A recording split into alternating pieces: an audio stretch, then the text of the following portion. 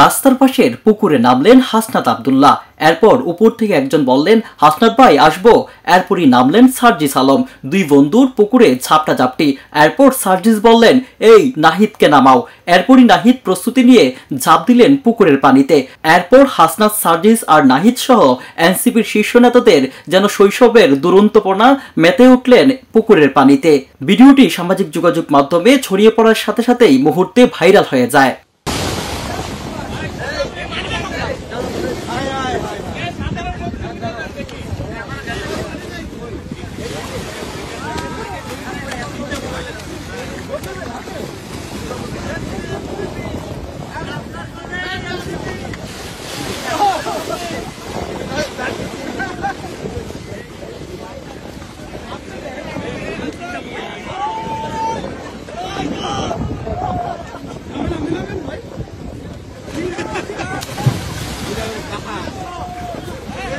ভাই আপনার তো মেলা শক্তি।